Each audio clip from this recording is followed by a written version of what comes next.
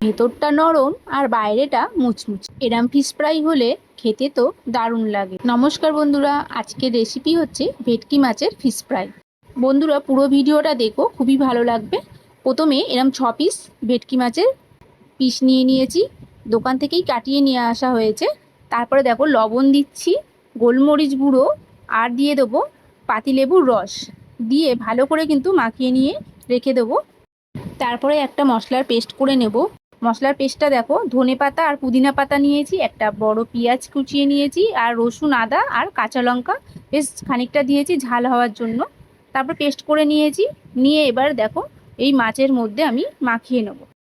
তারপরে দিয়ে দেবো শুকনো লঙ্কার গুঁড়ো, এর মধ্যে দিয়ে দিলাম একটু, আরও দিলাম একটু, ঝাল বুঝে দেবে তোমরা।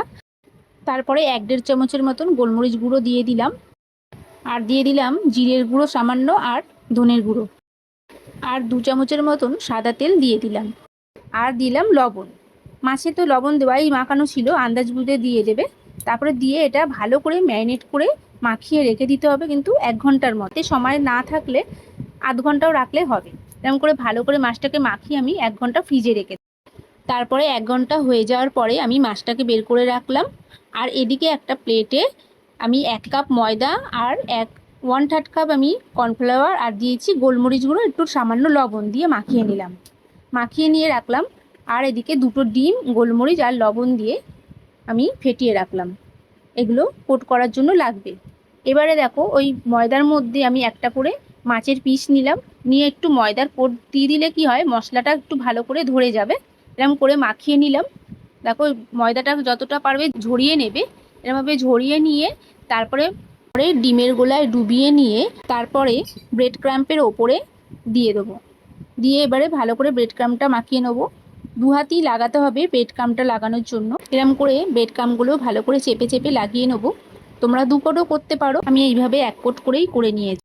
নিয়ে এবার আমি একটা চাকির মধ্যে নিয়ে মাছগুলোকে শেপ করার জন্য দেখো একটা ছুরি নিয়েছি, ছুরি দিয়ে একটু চেপে চেপে এরম সাইড থেকে এরমভাবে করে দেবে, দেখবে সুন্দরভাবে কিন্তু এরম চৌকো শেপ হয়ে যাবে। আমি এরমভাবে কিন্তু প্রত্যেকটা করে নিয়েছি। দেখো এইভাবে আমি করে নিলাম। তারপরে এবার ভেজে নেব। এবারে আমি ওভেনে একটা ফ্রাই প্যানে তেল গরম করে, আর মিডিয়াম আঁচে রাখতে হবে। তেলটা আগে ফার্স্টে গরম করে নিয়ে তারপরে মিডিয়াম আঁচে রেখে ছেড়ে দিলাম। এবারে আস্তে আস্তে করে এপিট ওপিট করে ভেজে নেব। বেশি গরম তেলে হাইতে রাখলে কিন্তু ওপরটা হয়ে যাবে আর ভেতরটা কিন্তু হবে না, ওই জন্য তেল গরম করে মিডিয়াম আঁচে রাখতে হবে।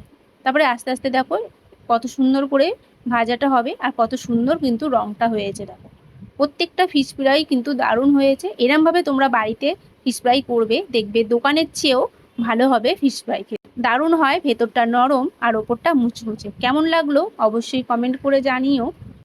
রেসিপিটা ভালো লাগলে প্লিজ লাইক কমেন্ট করে দিও।